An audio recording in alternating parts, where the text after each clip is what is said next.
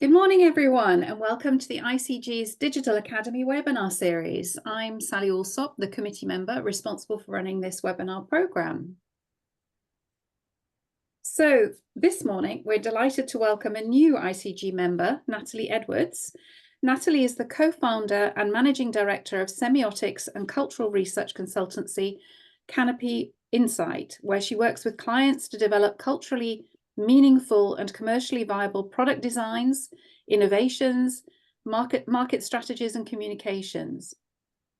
Natalie has a PhD in media, politics, and cultural studies, and an enduring interest in the construction and evolution of meaning in cultures.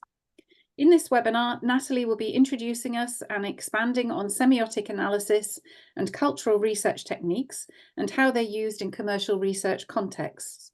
You'll gain a clear introductory grounding in what semiotic analysis and cultural research look like in practice, why they're valuable for clients, and how you can incorporate them into your own research projects.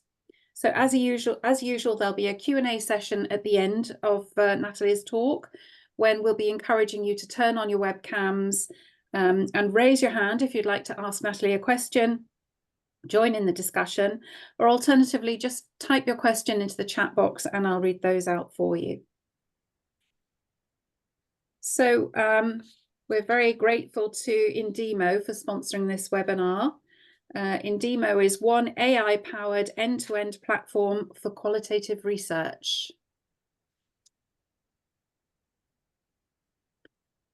So before we begin, here are some more events that we have lined up for you towards the end of the year, culminating with the Christmas party on the 6th of December. So don't forget to get your tickets if you haven't got them already. Don't forget that we're able to offer great value sponsorship opportunities with each of our webinars and online events. If you want to have any more information about that, then just contact Lucy. And so now I'm going to hand over to Natalie. Fantastic. Thanks ever so much, Sally, and thank you everybody for having me. It's lovely to see everybody, or not see everybody. Here we go. Let me screen share. Yeah. That's great. Oh, fantastic. Yep. So this is as Sally said, this is intended to be a kind of introduction to semiotic analysis and cultural research, which is what we do at Canopy. So I'm going to talk very quickly through the process of what we do, how it works, why it's useful. And then I'll kind of at the end touch on a kind of a semi-case study, semi kind of think piece that we put together recently on the meaning of ownership. And hopefully that'll give you a sense of how this kind of stuff looks in practice.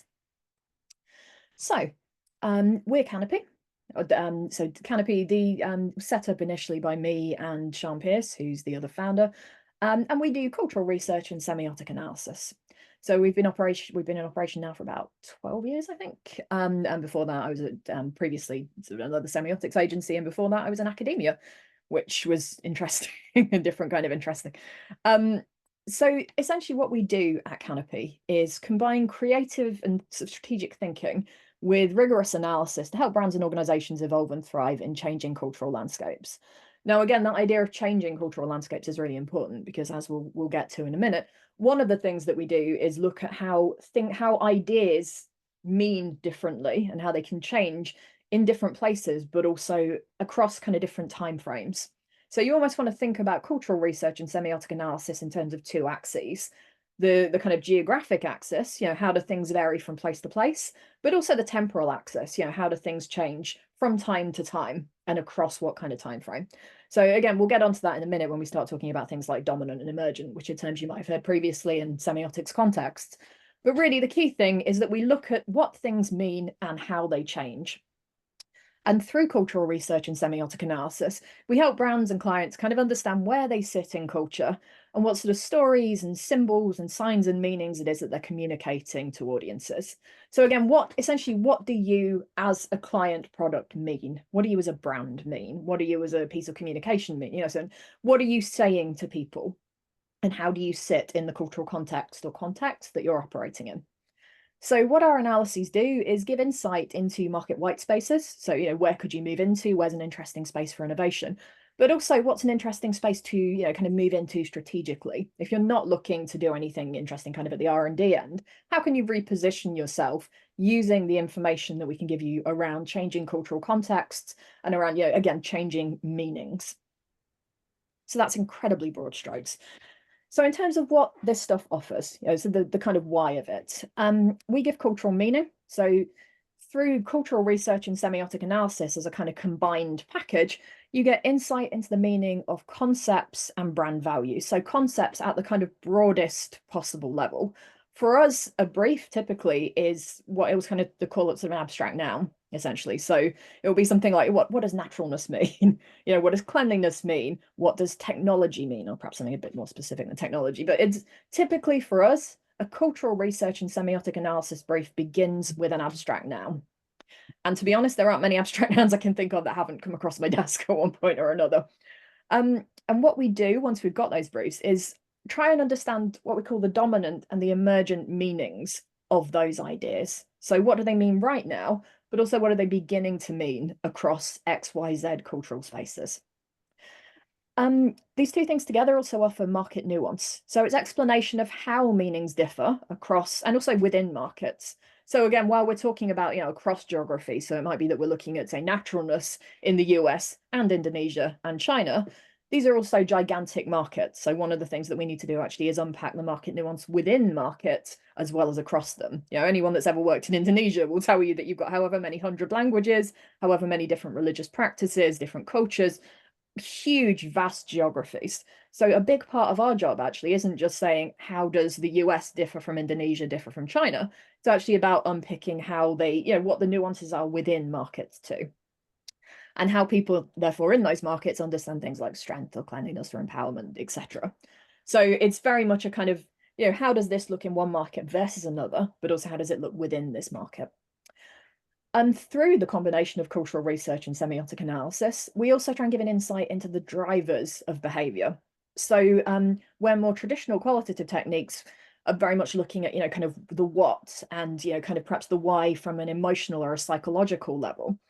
What we're trying to do actually is understand the cultural drivers of behavior. So what's going on contextually around people that lead them to think and behave and feel the way that they do. So actually, again, rather than what's going on within them, what's going on emotionally, so person by person or social group by social group, what's going on at the cultural level that's making people do X, Y, Z. And actually from that, we can infer what's going on at the cultural level that might lead them to do X, Y, Z in the future. Again, one of the big values of this, or one of the things that makes it valuable for clients, is that while it's not predictive in a kind of data modeling sense, one of the things that we try and do actually is pinpoint the changes in cultural drivers that give an insight actually into how people will behave or might or are likely to behave perhaps in the future over, say, a 2-year, 5-year period. Again, with caveats, always with the caveats. I think if one of the things that we've learned over the last 5 years, could be taken to heart, it's that you can never guarantee anything. Nothing, no amount of, whether it's predictive modeling, cultural insight, whatever kind of research technique you use, you can never say definitively, this will absolutely happen. All we can do is point to the evidence base and say, actually, it's looking like this might. And then finally, we kind of try and give blueprints for action. So what we try and do actually at the end of each project, again, this is kind of the why of it, is say, this is what you can do with this information. Here is a strategic blueprint, whether it's for R&D or brand strategy or communications, using the information that we give you about the changing cultural meaning of these ideas that you're working with, client X. We can give you actually a sense of what you can do with it. What kind of new product could you develop that would, hit well here, here, and here? They'll serve XYZ consumer need or changing consumer need. But also, how could you reposition yourself in a way that makes you more culturally salient? One of the big things that we try and offer is a sense of cultural salience now and in the future. So as an output, essentially what you get with this is a clear cultural roadmap and a rationale for innovation, MPD, strategic repositioning, and so on, all the way through from, what new deodorant should we make to what type of language ought we to use in this campaign. So it's very much a kind of, all the way through. The other thing I should say actually is, so we talk about cultural research and semiotic analysis as a kind of, sort of a two-pronged attack methodologically. You've probably heard semiotic analysis being talked about as a standalone. For us, we really need that cultural research. The cultural research for us, as you'll see in a minute when we kind of get to the, this is how we do it bit, The cultural research is how we get to the cultural data, and the semiotic analysis is how we take it apart. So the reason that I'm talking about those two things will hopefully become apparent in a minute. Oh, there we go. And together, cultural research plus semiotic analysis actually provides answers to a wide variety of different research questions. So again, this is just kind of a sample of the type of questions that we might get. But we might be asked, what are the cultural shifts? So what are the bigger and the smaller cultural stories and cultural changes that affect people's perceptions of products or brands, categories, and again, concepts? So concepts are the biggie, and the concept again could be any abstract noun. It could be, what does value mean in Japan? It could be, what does cleanliness mean in Australia? It could be literally anything. And what's interesting in terms of kind of keeping it interesting for us is that the type of research question that we get, it isn't necessarily sort of category specific. So you would think that if we were working on laundry detergent, we might be getting a lot of projects about freshness, for example. And certainly we've done lots of work on freshness, but equally we might be asked about fashion. We might be asked about, kind of household, what household composition looks like, or the changing meaning of family. So the types of research questions we get they're quite category agnostic, which is, again, it keeps it interesting for us. And we'll look at market differences, as I touched on before. So what does X idea or core product concept mean to people today? And how is that changing? And how is this different in different places within markets and across markets? How might these meanings change over time? So what are the future meanings as well as the current meanings of the values that we might want to investigate? And then again, most pertinently, how do we take this information and make it useful? So how do we translate these findings into things like new product offers, brand strategies, marketing interventions? How can we create brands, products, and services that actually reflect changing cultural meanings and changing human needs across global markets and across changing geographies and landscapes? So doing cultural research and semiotic analysis means examining the many, many cultural factors that influence human decision making. So the reason you're looking at a bunch of emojis here is because, quite honestly, the type of thing that we look at varies so wildly project by project that I couldn't pinpoint any one thing that we would always definitively look at. So, if we did a project, let's say, on the changing meaning of family, which is something that's come up a few times for us over the years, we'd be looking obviously at things like rituals, and how people behave, but we'd also be looking at things like architecture and housing design. So I did some fascinating fieldwork in Austin, in Texas, a few years ago now, which was it's about the changing meaning of family. But we spent 2 days literally going kind of place to place, looking at different housing developments and how the changes in the physical structure of houses actually impacted the way that people in the States, or certainly in the Southwest, were starting to think about family.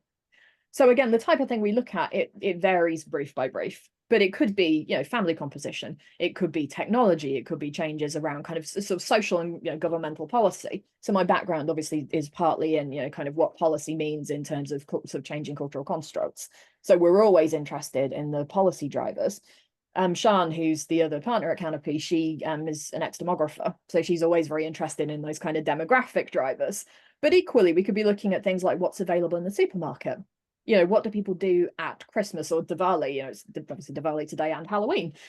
So, how do people celebrate things? What are the sort of big cultural signifiers of these rituals? And again, what's the impact on kind of, things like the meaning of family?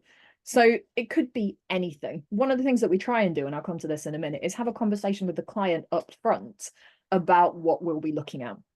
And again, it's really, really important that you set those parameters when you do this kind of work, because honestly, any research question that we get is how long is a piece of string? And you could spend PhD lengths of time doing it. So you have to be really clear that, this is what we're going to look at. This is where it stops. Cultural research and semiotic analysis also means very closely observing cultural rituals and representations, so in situ as well as online, and this is incredibly important. This year and last year has actually represented quite a sea change for us in terms of the way that we do research. So previously, we had about a 50-50 split of what we call digital scoping, which was looking for, kind of cultural signifiers online, or working with partners who would help us look for relevant cultural signifiers in markets that we weren't based in. And field work, where we'd literally be in market with our market partners. But actually, one of the things that's been quite interesting for us, and I'll come to this in a moment again, is that the more digitized the research landscape has become, And the more, sort of AI tools, and especially generative AI tools, have been built in to people's research practice, the more it's become apparent that that's worse than useless for us. So on the one hand, actually, people, and I'll get to this again in a moment, people often don't live online. They don't document their lives digitally in the way that makes it useful for us. It's a small percentage of the kind of useful cultural data that we're looking for. But also with the advent of generative AI technologies, we've also seen a lot of slop, essentially flooding the internet, which from the standpoint of, obviously a researcher that's looking for cultural signals in physical and digital landscapes, it actually makes our job a hell of a lot harder. So one of the things that we've tried to do is pivot to a more human rather than less approach. And in fact, we used to have a digital tool that we used for scoping and fieldwork planning. We've actually retired that now because it's far less reliable than it used to be. And one of the big things for us, our kind of USP, is that we like evidence. And if you're going to do this kind of work, you need to be able to present an evidence base to a client and point to things in the world and say, look, this definitely exists. You can verify it. You can validate it. It's not just something that we've pulled out of the ether. And again, the more generative AI technologies flood the landscape, the more problematic it becomes for us to be able to say, actually, this is definitively this. So essentially, we've kind of pivoted in the opposite direction of a lot of the industry, and we've gone more human rather than less. But to do this kind of work, it's analysis of cultural concepts and context, so the context that people live in, requires a kind of immersive and ethnographic eye on human culture and behavior. And the way I tend to describe it sounds paradoxical. And if you know me in the world, then you've probably heard me say this before. The way I talk about cultural research is that it's essentially ethnography without the people. So we look at people and we observe what they're doing, but we don't actually talk to them. It's not qualitative in the sense that we're not asking them questions. We're not running groups. We're not doing IDIs. We may be brought in alongside an agency that does IDIs or that's running groups to offer a cultural perspective on it. But actually, we're much more interested in watching creepily from a distance and seeing how people are behaving when they don't know that they're being watched, essentially. So we're interested in documenting cultural phenomena at a kind of macro level, but again, keeping it very human. And I mean, this is really the interesting bit. Again, this is the what of what we do. So typically for us, cultural research and semiotic analysis projects follow a 6-step process. So there's the planning. So say we get a brief in that's, what's the changing cultural meaning of naturalness, which is, again, the biggest topic in the world. So planning is huge. We have to spend at least a week or two up front working out what the hell we're going to do. So identification and day-to-day planning of the cultural territories, spaces and practices that we're going to explore through in-market immersion and secondarily through digital research. So in many cases, because we tend not to work on single markets, it tends to be, we'll have sort of 3 or 4 markets in place simultaneously. We'll be working with our market partners. You never want to do this kind of work without market partners on the ground. I have worked a lot in the States and lived in the States briefly in my 20s, and I still wouldn't feel comfortable doing US work without a market partner. You cannot, even if there's, a common language and you know a culture fairly well, unless you're actually immersed in it day to day, you cannot assume that you're equipped to do this kind of cultural insight work. So we always work with market partners. And we'll always make a plan, and we'll always present that plan to the client. So we'll essentially say, this is what we're going to do. These are the places that we're going to go to. So typically we'll have a fieldwork plan that might be sort of 10 days per market and a digital scoping plan that might be roughly the same. And for each, we'll be saying, on day 1, so say Tuesday at 10 o'clock, you'll find us looking at ice cream. You'll find us looking at house building. And whoever's doing the digital scoping, or whichever team is doing the digital scoping, so it tends to be, sort of one of us and a market partner, they'll be looking at this and this and this online. And again, the idea is that you can give the client 2 documents and they can follow along. Transparency is hugely important with this kind of work. Semiotic analysis, especially, I think, over the years, has had a bit of a reputation for being kind of a black box. And, it's reliant on the interpretation of people that have a set of analytical processes that in many cases is kept sort of in their head. And there's a sense actually that it's a magic academic technique that only a few people can do. It's not a divining rod, it's a process. And again, the idea is that if you can make this transparent to people, and especially to clients, then they know exactly what you're doing, and you build confidence at the client end because they know that what you're doing is verifiable, but you also build confidence methodologically because it can be repeated. So once you've got all that stuff, you want the immersion, which is where you literally go out in market and look at stuff, or again, at the same time, you look at what's going on digitally. So it's immersive observation and collection of in-market cultural data and simultaneous collection of digital material versus tech platforms and online worlds. So again, it used to be a 50-50 split. I have to be honest and say, actually the scales are tilting more towards the human, physically going to places, physically seeing what's happening. Because, and again, I'm sure everybody's seen this, the last couple of years, partly because I think of the advent of Gen AI technologies, but also because of, I think, the state of the world more generally, the discrepancy between what's happening online and, sort of online discourse and the lived experience of people in the world, that it's growing day by day. And the idea is that, one of the things that we need to be aware of is what that discrepancy is, why it's growing, and how. And in order to do that, we need to actually see what people are doing, how they're living, and what's going on around them. So once we've done that stuff, once we've collected all of that cultural evidence, we need to analyze it, which is where the semiotics comes in. So the analysis is the semiotics bit. So we take all of this cultural evidence, so it should be thousands and thousands of cultural data points, places, things we've seen, things we've taken photographs of, fieldwork notes, all of that stuff. And we sort of group them into codes.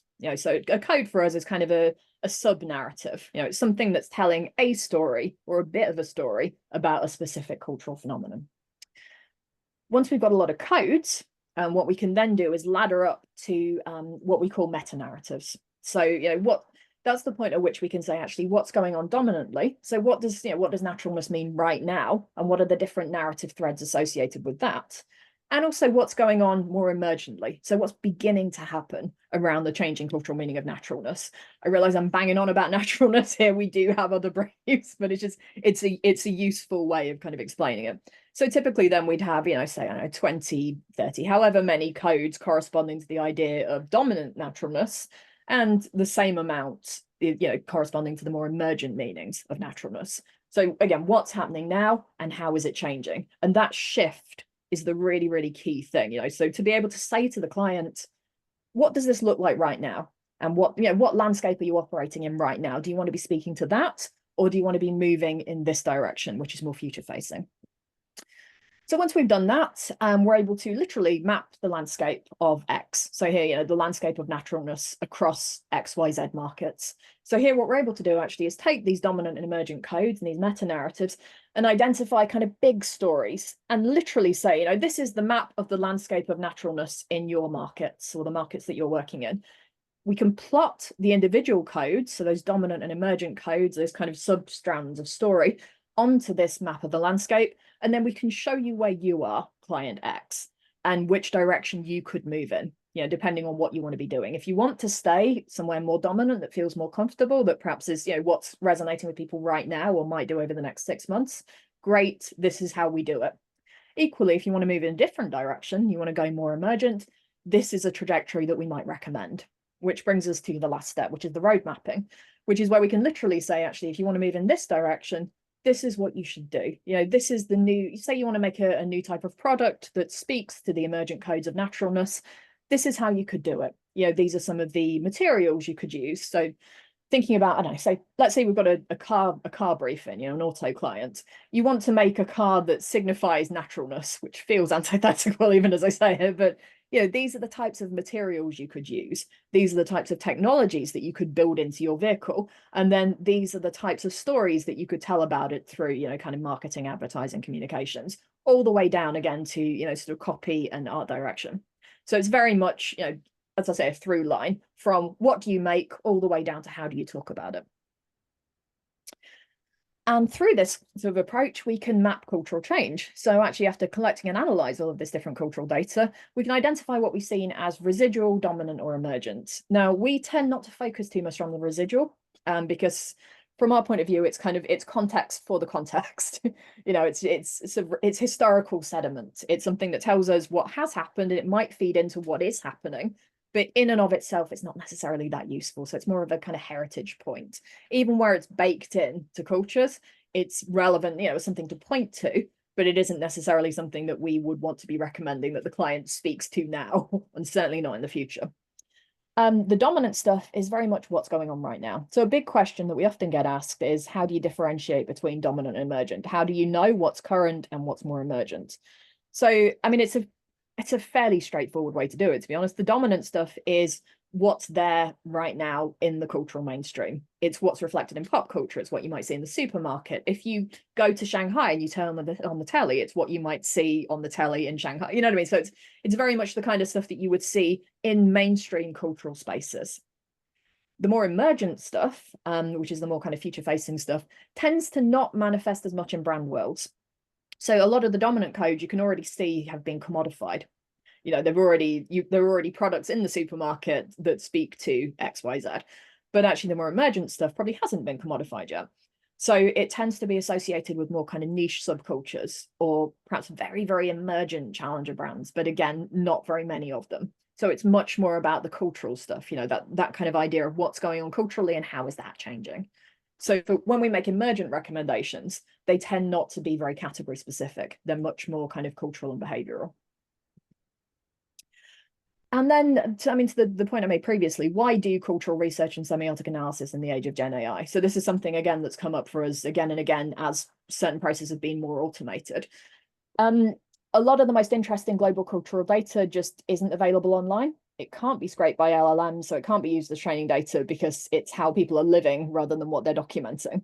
And so it has to be uncovered and analyzed on the ground in market. And especially, I mean, if you're working in a market like India, to imagine that you could get a clear picture of what's going on in, you know, a market of, you know, 1 billion people across God knows how many miles, you know, with different cultural beliefs, with different religious practices, different languages. There are so many things that it's impossible to scrape. You really have to have that kind of ethnographic eye on what's going on. So not everyone in every market lives online or documents their experiences digitally.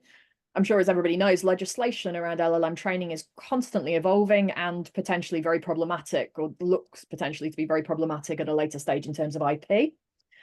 And also, from our point of view, methodologically, the reliability of LLM outputs can be questionable, and we need to be able to trust the cultural data that we work with. So this speaks to, I think, what I was saying earlier about transparency. We need to be able to say to clients, this is what you're seeing, and this is where it comes from. And I know it sounds ridiculous, you know, somebody talking about anthropology and then, you know, data provenance. Obviously, I'm not a quant person, but the data provenance is the idea of provenance when it comes to data is just as important for doing cultural research as it is for doing quant. Ultimately, if you're doing any kind of research, you need to know where the evidence that you're working with comes from. You need to be able to document it and you need to be able to trace it back. It needs to be traceable. And I think that's, again, this is one of the big benefits of the kind of work that we do, because we can't do semiotic analysis without doing cultural research and amassing cultural data. And so it has, you know, there has to be transparency all the way through it. Just before we started the webinar, I was just having a very quick chat with Sally and Lucy. And one of the things that I said I think that I'm thinking more and more these days is that where journalism over the last few years has kind of pivoted towards this idea of post-truth, you know, actually it doesn't matter anymore if something's true or not journalistically, as long as it's documented. I have quite grave concerns that the research industry more generally is pivoting towards this idea of post-evidence. And actually that, you know, evidentiary bases are less important than they used to be. And I think that's one in terms of hills that I'll die on as a researcher and an analyst, the idea of evidence being important is absolutely front and center. We have to be able to trust where the data that we work with comes from, whether it's numerical, qualitative, or, you know, sort of cultural.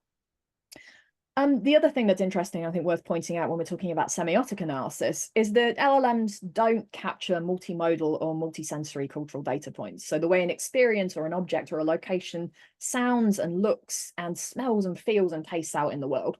So multimodal semiotic analysis, you know, this idea actually that we're not just looking at what a new house looks like, you know, so say we're doing a day of field work on home building. It's not just about the type of bricks that's used. It's not just about, you know, what the blueprint looks like. It's also about, you know, how does it smell? How does it feel to walk around it? What does it feel like to navigate this space? There's some amazing work by the guy recently passed away, actually, called Gunter Kress, who's a social semiotics guy, did a lot of work around multimodality. And another guy called Theo van Leeuwen, who a lot of his work has been about the way that people use semiotic resources in everyday life. And a colleague of mine, Lauren, we actually did a presentation on this recently about the intersection of multimodal semiotic analysis and consumer research. And actually, when we think about semiotics and the intersection of semiotic analysis with more traditional qual techniques, this idea of multimodality, how does something smell? You know, how does an experience smell, taste, feel when you're experiencing it? And how do we document that becomes very, very important. So in terms of, sort of intersections with other qual techniques, it's not just about, we can do a cultural landscaping and that's it. You can also build these kind of techniques into more traditional qualitative projects in a kind of more low-key way. But it isn't just about, sort of picking apart language or imagery, as I think semiotic analysis perhaps has been historically, certainly in academic terms. It's about understanding all of the multisensory data points. So that's very broadly, that was a sort of whistle-stop methodological tour of the kind of stuff that we do and the use value of it. What I'd like to do now is just talk very, very briefly about what this might look like in practice. Now, obviously, as with everybody, we have NDIs up to the eyeballs. So, there are obviously client projects that we can't talk about publicly, but we can talk about work that we've just done internally. And one of the things that we produced this year was a think piece around changing cultural definitions of ownership. And again, this is freely available. If, as we're chatting through this, anyone's interested in learning more about it, please just give me a shout. I'm delighted to share it.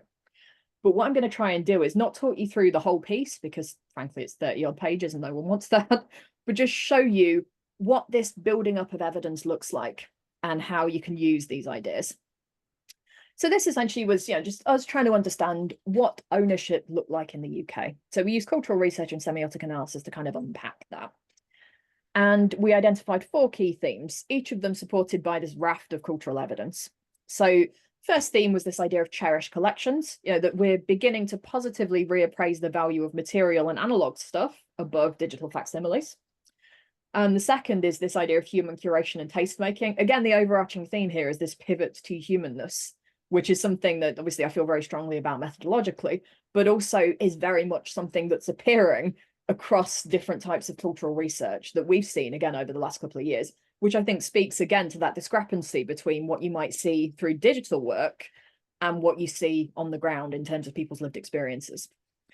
And so the second one is this idea of human curation and tastemaking. So human expertise, knowledge, and tastemaking derived from direct experience is very much making a comeback, even and perhaps actually especially in spaces where algorithmic determination dominates. So we'll chat a bit more about that in a second.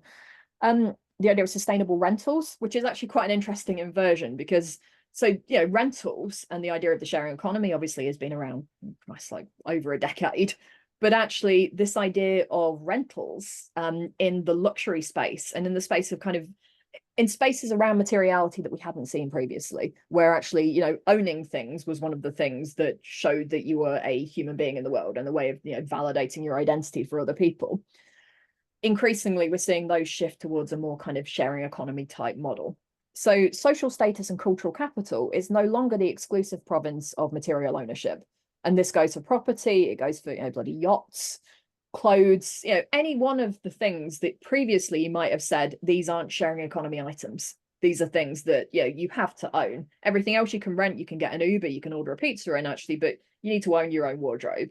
Your house needs to be yours. And certainly in the UK, I mean, we've talked about this at length, but the UK obviously has a long cultural legacy of saying to people since Thatcher, owning a house is one of the things that makes you a viable or an economically viable human being. But actually, again, that narrative is shifting now. And finally, the idea of product life extensions. So climate considerations mean that we're more amenable than ever to extending the life cycles of the things that we own, and through increasingly innovative means. So what do we mean by this? Essentially, it's that we've always been interested, I say always, over the last 20 years, let's say. So discourses, cultural discourses around recycling have been pretty prevalent in the UK. Everybody's got a recycling bin, everybody thinks it's important to make, do, amend, all the rest of it. But actually, increasingly, the idea of product life extensions is creeping into areas where previously necessary obsolescence was a kind of part of what you bought when you bought the product. So technology, for example, again, we'll come to this a little bit later, but the idea of the right of repair is really fundamental to this. And one of my favorite pieces of cultural insight trivia is that the whole right to repair movement, as it's kind of impacted some on the UK and how we've seen it play out across the US, actually started because a bunch of Midwestern farmers didn't like the idea of having to constantly replace their tractors. And it's just, I love that because it's exactly the kind of, tiny cultural point that seems irrelevant, or that seems that, it's not necessarily something that you want to focus on too much, because really, if you're doing a project on deodorant for a big FMCG, are they that bothered about, kind of Midwestern farmers? But actually, what that sparked, an entire right to repair movement has impacted everything from what's going to happen to your smartphone to what type of laptop you might buy. So it's, again, these little cultural changes become seismic. So just to, again, give a kind of overview of this. So from choice overload to streaming burn, from choice overload and streaming burnout to cherished collections, this is very much the idea actually that, you're overloaded with digital stuff constantly, streaming platforms left, right and center. The streamflation, everybody's frustrated at that, successive price hikes. I don't know about you guys, but I am more and more annoyed every time I get an email from Disney Plus. And this, this kind of idea that we are inundated with streaming platforms, and we're inundated by this kind of all-you-can-eat buffet approach to consuming media particularly, but consuming content. But within this, what we're saying actually is that physical media and physical collections are making a comeback. So interestingly here, UK sales of things like Blu-ray and DVDs are booming, or they were booming this summer. So a lot of people, I suspect, saw this already in the paper, but the HMV CEO's statements around how many CDs they were selling, which took me by surprise, and the reopening of the flagship store on Oxford Street. Again, this is just a tiny bit of cultural evidence. So all of these bullet points essentially are tiny little pieces of cultural evidence, but that taken together build up to a much, much bigger picture that's much more interesting. So again, you've got a bullet point list there of a bunch of ways in which physical media is making a comeback, in which people are consuming physical media in different ways and are being told to consume physical media, or being offered opportunities to consume physical media in different ways. And all of that ladders up to cherished collections increasingly are more interesting and more viable than this all-you-can-eat approach that leads you to kind of burn out on it. So again, that's one of the things. These are just little pieces of cultural evidence, but again, it gives you a sense of the tiny pieces that we find and how we use that to build up to a bigger story. The second idea is this idea of a movement from algorithmic determination to human creation and tastemaking. So again, machine learning is absolutely everywhere, and algorithms determine. I'm sure if anybody's read, I'm trying to remember what it's called now. There's in fact, maybe mentioned here. There's a fantastic book called, oh God, the name has absolutely escaped me. I feel like the title is behind me on the bookshelf, but we'll come back to it. But essentially, it documents the kind of algorithmification of the consumption content. But actually, slowly, this algorithmic everything narrative is changing, and spurred on by Bonnie. Oh,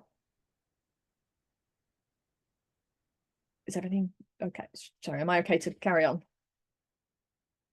I'm going to carry on.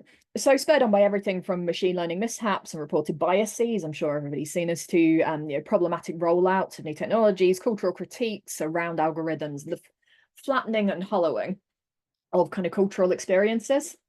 So Filter World, Kyle Chaikin's Filter World. I'd strongly recommend everybody read it. It's absolutely fantastic. It's basically a documentation of the way that algorithms determine sort of consumption, essentially, or have determined consumption. There's a pushback against this and the kind of dehumanizing kind of aspects of this. And also there's an incorporation of a more human approach into machine learning techniques, which is, again, speaking to this wider idea that human curation and taste making are more important than they've ever been. And again, we've got a few examples of this here. Again, if anyone's interested, I'm happy to share the report. They're all kind of clickable links. But all of this, again, builds up to a bigger picture of curation and taste making emergently being more important, or certainly more sort of culturally salient, than the dominant narrative of algorithmic determination. So there's this idea actually that algorithmic determination is where we're at right now, and there's a bit of a backlash against it, and everybody's a little bit burned out on it. But actually, emergently, we're moving in this more human direction, and here's the evidence for it, or here's a little bit of the evidence for it. So again, this is pages and pages of this. No one wants to see it. The third point about sustainable rentals is that there's a shift from material investments to sustainable rentals. So as I say, the UK particularly has been a nation of homeowners, right? I think I might literally be quoting Thatcher there. But we have this idea in this country that home ownership is a way that we signal our financial security and our social status to people. And this extends to things like vehicles, furniture, clothing, electricals, the kind of stuff that we'd own, accumulate, and pass down. But again, this is changing. So in a kind of inversion of the reappraisal of physical media ownership that we've already seen. So what's interesting is that with the physical media thing, everybody's inundated with streaming possibilities and not owning physical media and actually just being able to consume it as and when, but actually we're seeing a shift towards ownership when it comes to media. We're going the opposite direction with this. So actually it's an inversion of that. We're beginning to appreciate the value of sustainable rentals and of other less permanent arrangements in things like housing, vehicle, furniture, and wardrobe choices. So we're actually encouraged to lease rather than buy these big ticket assets. So again, there's that shift away from you need to own X, Y, Z to validate and demonstrate your identity to people towards it's okay not to. And actually there are different ways to show who you are in the world, and there are different ways to consume. So again, different pieces of cultural evidence that point broadly in this direction. Again, if anyone's interested in the full report, do just shout or drop me an email afterwards. I'm more than happy to share it. Equally, if you've got any questions about any of this stuff, because I'm very conscious of time, please do drop me an email, or I'm happy to just kind of jump on a call. There's some really, really interesting stuff here. And within the broader report, the shifts that we're seeing, I think, are really quite foundational. And they're certainly things that for us have been relevant across a lot of different projects. So again, always happy to chat through them. And finally, this idea of a shift from product life cycles to product life extensions. So there's been huge focus over the last few years. I'm sure everybody's seen it in every deck that they've ever been sent by a client around the circularity, the circular economy, recycling, reuse, repurpose, minimizing waste, all of this kind of stuff. So it's been absolutely endemic across sustainability discourses. But actually, it's had other implications. So here, apologies here. We're actually more and more cognizant of the need to conserve resources. So not just, remake, not just recycle, reuse, but actually, just keep things going for longer, and technologies particularly. So as climate and cost of living crises intensify, we're actually looking less at bigger picture circularity and the sort of reintegration of materials into the supply chain, which again, a lot of sustainability discourses have been focused around. How do we take these things and bring them back into the supply chain? How do we reclaim ocean plastic and turn it into shoes? All of that kind of stuff. But actually, we're looking more and more at the ways that we can make things that we already have last and keep them functional. And again, particularly around technologies.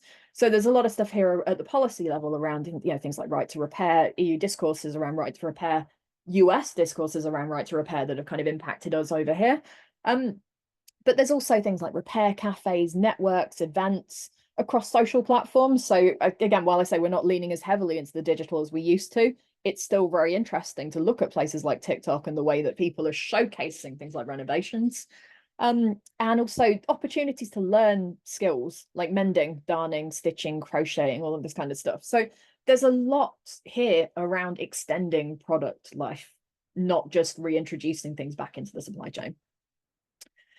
And again, with each of these, there's a bit of recommended reading. So with this one, there's actually a book on the right to repair, which is absolutely fascinating. But equally, as I say, cannot recommend Filter World highly enough, despite having forgotten the title of it earlier. But it's absolutely fantastic. And this, I think, is the end of the presentation. So if anyone has any questions, it'd be really lovely just to get a bit more discursive. There we go. That was quite a whistle-stop tour, Natalie, but really fascinating. Each time I see a presentation on semiotics, I learn something new. So thanks very much. Any questions, anybody? Does somebody want to put on their webcam, raise their hand, and come back and ask Natalie a particular question?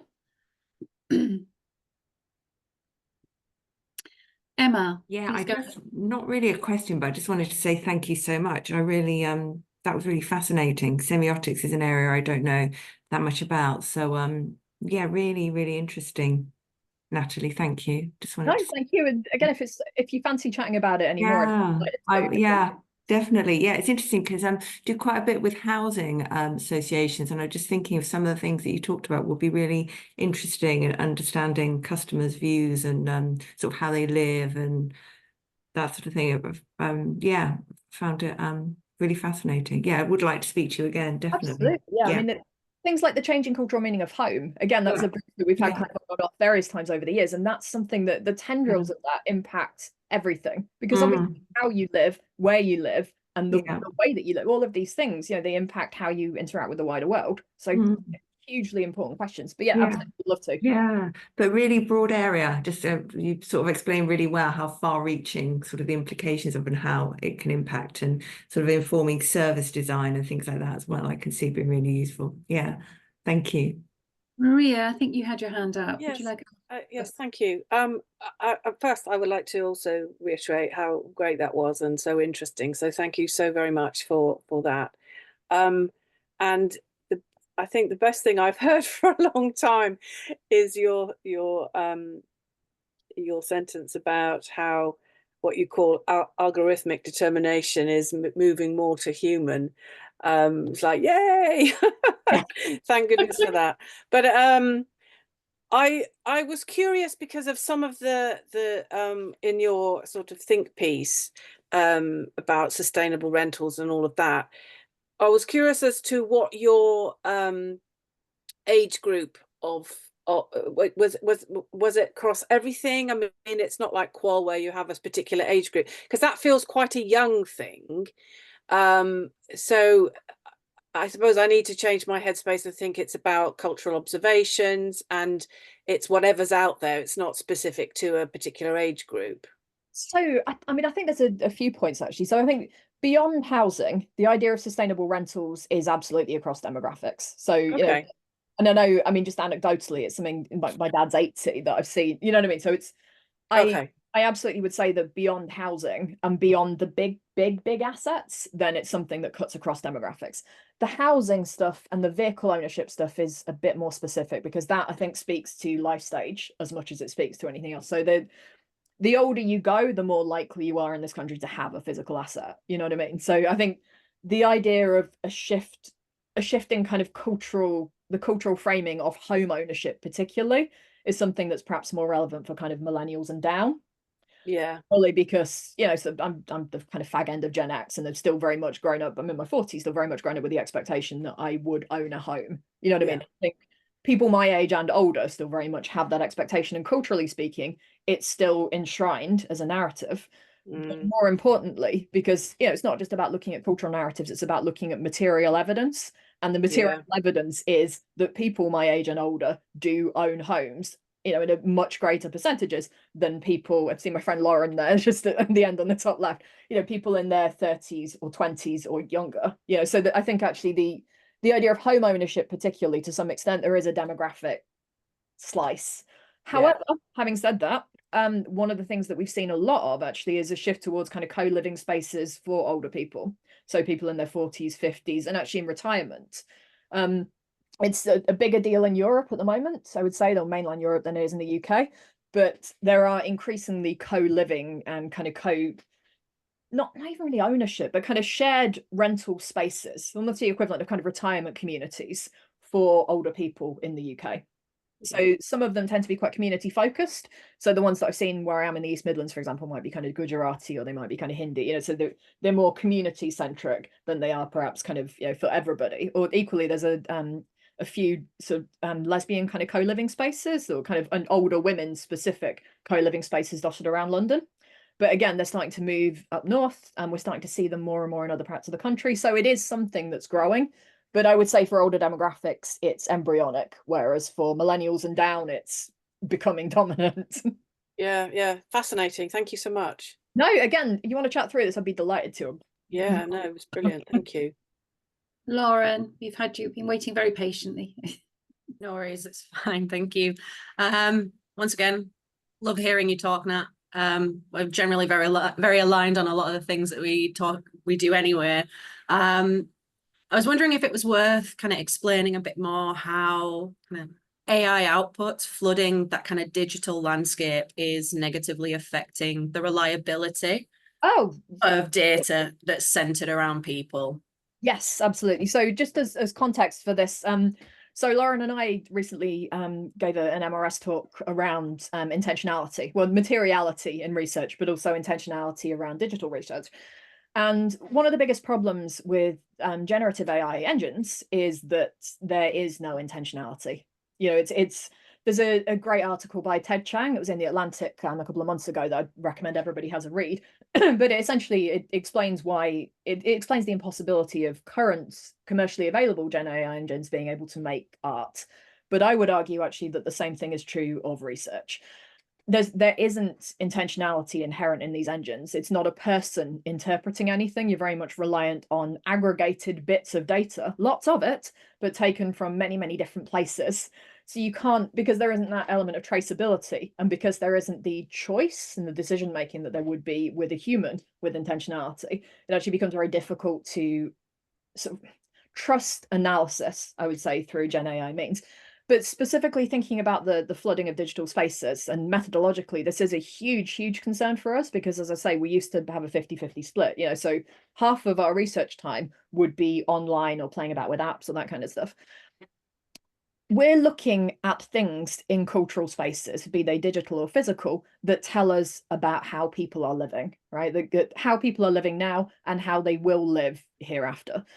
And if a lot of the stuff that we're seeing isn't something that's been intentionally produced, or that has, as Lauren says, kind of flooded those spaces, you know, that it might be like I don't know, like an image of Lobster Jesus actually is someone that leaps to mind. But, you know, any number of kind of AI generated images that look like art but aren't, that haven't necessarily been made by a person, but that have been, you know, sort of generated to, you know, get likes on Facebook or whatever, and then been scraped and re-entered into LLM training models, make it incredibly difficult for us to be able to look at them and say, actually, this is telling us something about culture. All it's really telling us, to be honest, is that generative AI stuff is flooded. It's almost kind of, it's a circular conclusion. Looking at generative AI outputs as things that have flooded digital spaces tells us nothing except that digital spaces are flooded with Gen AI outputs. So it just means that we can't look at digital signifiers and say with absolute certainty, this points to this type of human behavior in the world. Is the link to a large extent has kind of been severed. And actually, I mean, there's a great example of this. Again, I'm happy to circulate this kind of post discussion, but a couple of months ago, and again, Lauren and I have chatted about this, there was a linguistics project, an academic linguistics project, that had to be put to bed because it was using online data to track the use of slang over decades. You know, so how is slang changing? How are the way that, you know, people communicate with each other, how are the ways changing in English? But again, because the cultural data points that they were relying on digitally to give them that bit of linguistic information is no longer necessarily coming from people, they can't track that anymore. They can't definitively say, look, the way that people are talking is changing, or the way that people are communicating digitally is changing, because they don't know that the communication has come from people. And the same problem is true for us. You know, if we don't know that a person has made or said or written the thing that we're looking at, we can't actually take any conclusion from it about human culture. So it's, again, that the flooding is problematic for us methodologically. That's really fascinating. There are a couple of more people who've been waiting patiently. Haven't got much time left. So Linda, do you want to go first, and then Will? Thank you. I'll be quick. I just was super fascinated with your comment about ethnography. I loved what you said about ethnography without the people, because I'm struggling at the moment with the whole kind of academic ethnography and commercial qualitative research and who sits where. And I'm curious in relation to what you mentioned about market partners in various countries or even here. Is that the relationship you would have with them? Would they, sorry, I might be being naive here and I might have missed you saying this, but are they doing that qualitative or actually talking to people rather than just the observing that you talked about, doing the observing and not actually talking to people? Have I understood that? No, they're not doing, there's no qualitative technique, there's no traditional qualitative techniques. It's very much, again, that kind of, the ethnographic angle is watching, documenting, observing and collecting evidence. But no, the market partners don't speak to people either. We've occasionally done informal interviews. And so, I don't know, I'm trying to think of an example. So I might have been in Sao Paulo, for example, and, you know, so trying to do something around tattoos. So say we were doing a project on body art in Brazil, and I'd be in Sao Paulo going to chat to people along with the market partner in tattoo parlors, but very informally, not in a documented way, purely to say, what designs have you got on your books, or what are popular designs? And then they would point us towards the evidence that we then document. So rather than it being talked to us about this and tell us this, it's much more, point us in the direction of. So it would only, if we ever did it, it would only ever be informal. The other thing is, we might occasionally, where there's need, to bring in expert interviewers. So that's the other thing, because obviously if there's a very specific product or a very specific category that we're working in that we're not specialists in, we always upfront say we are not specialists in your market. We don't work in a category specific way. We're answering cultural questions, and that's what we specialize in. We can tell you what this means culturally, but we can't tell you what this new innovation is in tech, because if you're a tech person, you probably know better than we do. So it's very much about saying, we're approaching it like this. But no, we wouldn't use traditional qual techniques. Where we have a client that asks for things like interviews, be it or IDIs or groups or whatever it is, we would team up potentially with another agency, or the client very often will have an agency in place, and then we'll be kind of triangulated. But no, I would never want to claim to be a qual person. No, thank you. That's really helpful. Appreciate it. Will, I think you were next. Thank you. Yeah. Hi. I just have a question. You've described quite a lot of trends and stuff that you've come across, and you must have come across a hell of a lot of them. Like in the kind of the panoply of the what. Do you kind of do any? I mean, you haven't shown examples here of kind of looking at what lies behind the trend, if you see what I mean. You've described the trends themselves rather than the causes. Do you kind of get into speculating on that much, or absolutely, yeah. So we I mean, again, what was shown there was very much like, what have we got that's shareable that fits into a 40-minute webinar? You know what I mean? But if we were doing a larger project, we'd probably upfront have the cultural drivers. So as I say, so Sian, who's the other co-owner of Canopy, she's a demographer by training. So she's very interested in things like demographic shifts and actually how, demographic trends. Again, when we use the word trends, and I'm assuming you are as well, I'm using them in the sense of big, deep cultural shifts over time. So trends generally for us, if we're talking about it, would be at a demographic or a policy level rather than, I don't know, like so the kind of follow-up to that would be wonderful. I don't know if it's just commercially your kind of secret squirrel stuff, but it'd be nice to do a presentation where you talked about some of the big trends, the sort of underlying things that you're seeing. I mean, is that not in the public domain, or is that kind of state secret? No, I mean, there's macro shifts, but because every project that we do is different, and it's like semiotics work tends to throw up similar types of questions very often, so naturalness being a great one, or home or whatever, but the cultural shift with each project, right? Because the time frame shifts, so typically we have to revisit them for each project. So we don't have kind of a macro database that we'd slip in at the front. Does that make sense? Yeah. So it's just, I keep on coming across kind of all, I do different work in a similar sort of domain, but I come across authenticity. I mean, it's a completely hackneyed thing, but it keeps on coming up, as well as the sort of digital stuff. And they're kind of polar opposites in a sense. They're kind of pulling in different ways. And I think so authenticity actually is an interesting one, because it means different. And again, I'm sure you've seen this in your own work, but it means differently depending on what you're looking at, right? So that's why, the bit at the front of we need to be very clear with the client about what the parameters are. If we're looking at a project, investigating the meaning of authenticity, it's specifically in relation to something like technology, right?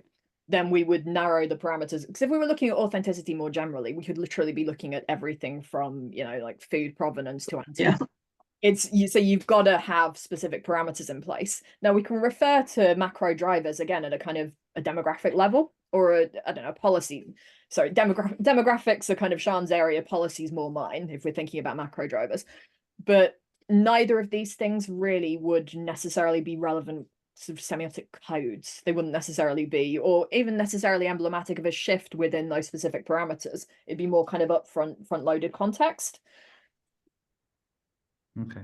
So great. Thank you. We're coming to the end of our allotted time, but I see Clara has been waiting. Yes. Do you want to quickly ask your question, Clara? Yes. First of all, thanks. I found it really interesting. I do very similar work, and I've tried to do it since since the very beginning. So especially when you mentioned the difficulties around researching multicultural, multisensory and cultural differences or specificities, this is still unsolved as an issue. I think the more we go, the more we use algorithms or AI cannot really help in that section. So it's absolutely very, very important to have an approach which is the one you have and the one I also have, and to go back to do some work in presence, which is things that are in the sensory areas. They're not, you cannot do everything online. No, absolutely. Very little. Yes. Okay. I mean, from the standpoint of the kind of work that we do, you can't approximate multisensory experience from a distance. And I mean, Lauren, who sort of asked the question earlier, her specialism is, again, we've kind of done some work around it, is specifically fragrance. And that, and again, you can't. Not only that. I mean, it's like fragrances and all the food area, the food and drinks area, and anything that has to do with what I defined impalpable concept. Yes. Work around softness. You don't know. So softness can be expressed in lots of different ways, lots Absolutely. of dimensions. Yeah. And the other thing is which it's really not possible to do online, not always, just for the communication and for the empathy aspect, is to really interview and even work creatively with the aging population. I mean, let's not talk about senior, which is an issue which is so huge. Aging, interpreting aging and analyzing agings across cultures and countries. That's a very interesting thing. It's like after 50, things vary. Why not mapping the aging population exactly as you would map them or segment them by type? So I don't know why we should just close them in a category which becomes invisible. Absolutely. So, and I mean, I think thinking about sort of cultural research and semiotic analysis, there's different ways you can slice. So say X demographic and X concept that you were looking at, you could look at, say, what does softness mean for over 50s in or wherever. But equally, you could consider the cultural construction of 50 plus as an age demographic.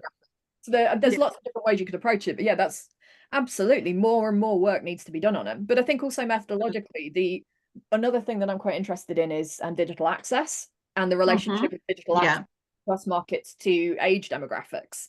And again, it's a space where the kind of shift to algorithmic everything is very problematic, because while thinking about India as a market, we do a fair bit of work in India, lots of older people are online or do have Wi-Fi, or certainly have a smartphone, but the type of engagement with it is very different than it would be with a 15-year-old in the UK. Absolutely. And again, those kinds of considerations are things that you very, very much need to be cognizant of, but also make it very difficult to generalize on the basis of algorithmic outputs. Yeah, absolutely. Natalie, everyone, I think we're going to have to draw it to a close. It's clearly been a very interesting discussion with lots of interest from everybody. Natalie, I'd just like to draw your attention. There are quite a few questions that still we haven't had the time to go through in the chat function. I'm just wondering whether you'd be able to maybe come back to us on some of those questions. Absolutely, we can respond to people, some of whom I think have probably left by now. But right, so thank you, Natalie, very much for your time today. I think there was another question that I saw. Are we able to see the slides? Can you share your slides with us? Is that possible? So we can put them on the I think to Will's question before, there is no secret sauce. One of the things I really want to get across with this is that it's all transparent. One of the things I loathe about the way that this type of research has been done previously is that it has been kept or framed as secrets. It's Right. really not, you can have it all. Yeah, fantastic. Okay, that's great. So thank you everybody for logging in and joining us today. Do come for one of our next events online. They're always fascinating, like this one. Have a wonderful afternoon, and thanks again to Natalie. That was brilliant. Thank you. Take care, guys. Bye, everyone. Bye. Bye. Thank you.